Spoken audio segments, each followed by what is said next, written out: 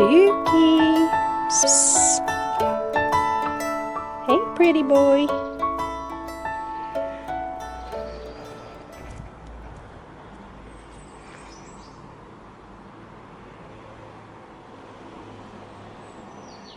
So, good morning, everyone. It is officially autumn here in England. I can start to see the trees starting to change colour. Up there. It's gone very dull and grey, and it's going to be like this for probably the next 6 months. But yeah, my garden is all starting to die back. We've taken out all of the flowers. My rose bush is pretty much completely dead now. All of the undergrowth is starting to die back, as you can see under the Japanese maple. We've started to trim some of the trees down so that they'll be healthy next year. You can start to see all of the leaves starting to fall, and that's from where we've trimmed all of this there. And I need to get the last of my herbs and things like that before the winter, before everything dies. The cucumber's completely dead now. The beans are just being left to go to seed. Those there are Brussels sprouts and will be our Christmas dinner sprouts. But other than that, we've got nothing going on in the garden now, so you probably won't get any more garden updates.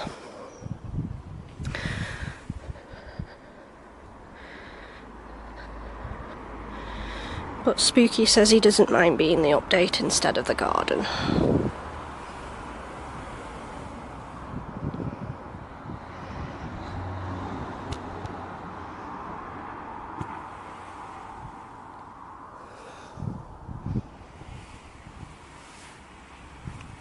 It's officially autumn.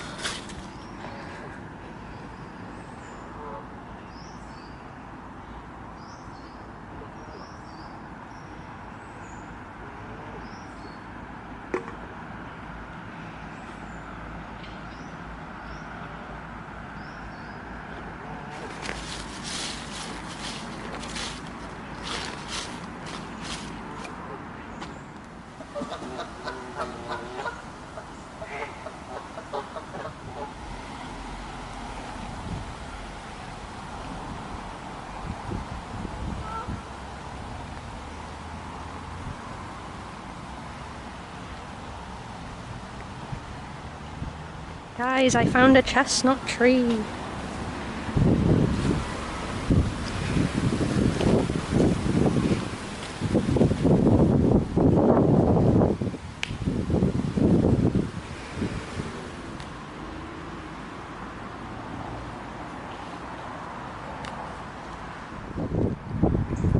Hey Goose, I got no dinner for you.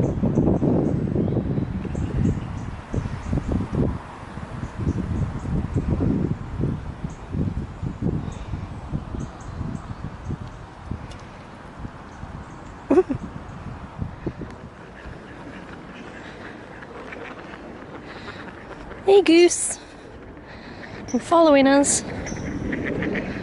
Hey, I made a friend.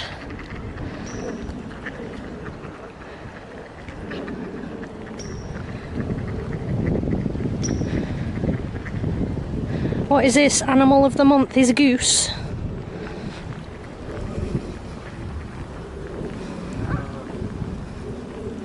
Stop following me, Goose.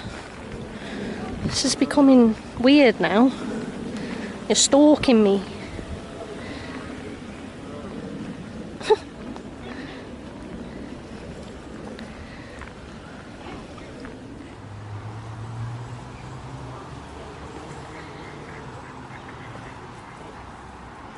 This guy's heard I've been picking up conkers.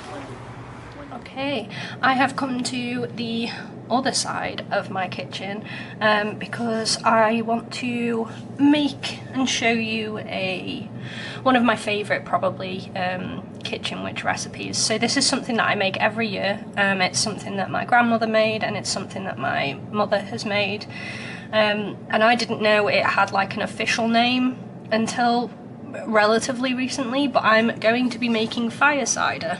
So this is organic apple cider vinegar. I wanted to use the apple cider vinegar I made recently. Unfortunately, it's not ready yet. It still needs a couple more weeks, but this needs to be made now in order to be useful for the winter. So yeah, I'm just using this organic apple cider vinegar. Now, the first thing that I should say is you are actually supposed to use fresh ingredients for fire cider. Unfortunately, I don't have those fresh ingredients. We're having some kind of like supply chain issues in the UK at the moment, so it's very difficult, and if not difficult, very expensive to get like fresh things. So a lot of what I'm using has been grown by me or bought previously earlier in the year and dried. I'm using a lot of dry ingredients. But yeah, the first thing that I'm going to use is ginger. This is just ginger puree. You're supposed to use root ginger grated, but this is essentially the same thing. Then I'm also going to be using 2 garlic cloves, some chili peppers that I have grown myself in the greenhouse, some lemon, some orange peel. You're supposed to use the whole fruit, but I don't have any whole oranges, so lemon peel will have to do. Some onion. So this is just dried white onion, some turmeric, and then you'll also need some honey. I'm just using this organic honey that I bought from one of the like National Trust fancy country houses recently. It's really, really, really good honey. It tastes delicious, so I'm going to be using some of this because it tastes really good. So yeah, we're going to make fire cider, and if you want to make it yourself, you can use these ingredients, keep it for 4 weeks, and then you've got a cold and flu remedy.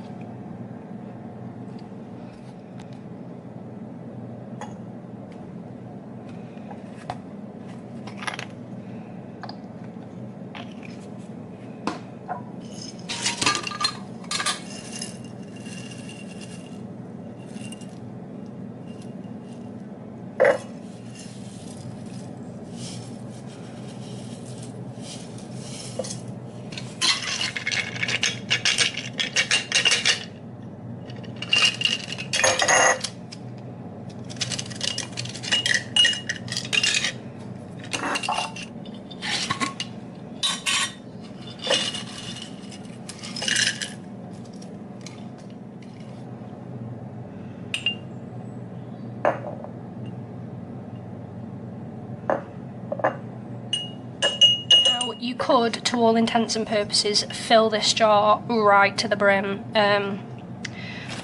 Unfortunately, my family tend not to like this stuff very strong. It would be better for you if it was stronger, but they won't drink it when it's too strong.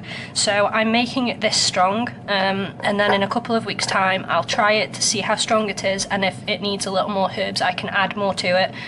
I'm always of the opinion of you can add more, but you can't take it away, so that's why I've only filled the jar this much. I can add more in a couple of weeks' time if it's not too spicy, if that makes sense. Just my family don't like spicy food very much, so yeah. All we do is cover these herbs with apple cider vinegar.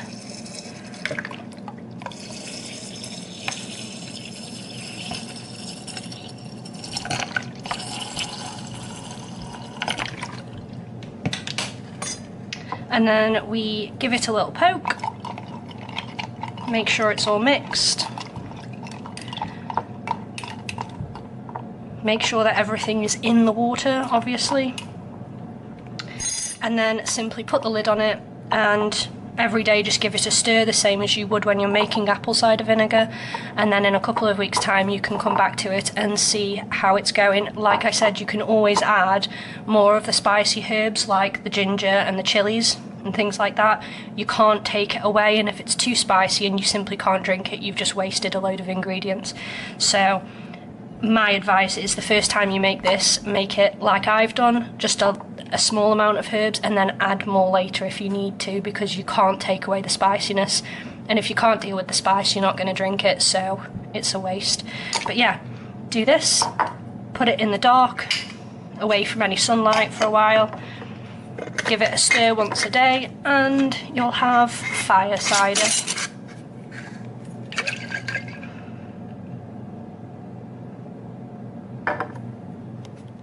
Okay, so I have come to my altar after doing my kitcheny bits, because last night was actually a new moon, and I haven't done my new moon tarot read yet. So the read that I'm doing today is one that I found online a long time ago, and unfortunately I can't remember where I got it from, but this is it. So it was the new moon in Libra yesterday, so I've written out just the focus points for the new moon, and then I've also written out the new moon in Libra spread. So the first card is, what aspect of my life is out of balance? The second one is, how can I restore that balance? The third one is, what relationship needs balance? 4, how can I create a sacred space to bring balance? And 5, guidance from Mother Moon. Now, ideally, obviously, I should have done this last night, but new moon energy is still just as powerful the day after the new moon as it is on the night of the new moon, so I'm just going to do it today. But yeah, so that's the read I'm going to do, and the cards that I'm using are the Cat Tarot. As I said in my previous video, if you've not seen the flip through of this deck and you'd like to see more of it, I'll leave the card up here and you can go and watch the flip through of this deck. But yeah, I'm just going to do this read quickly and then I'll write out what I get here, and yeah, I guess for the next moon cycle I need to just kind of focus on these points really. So yeah, let's get going.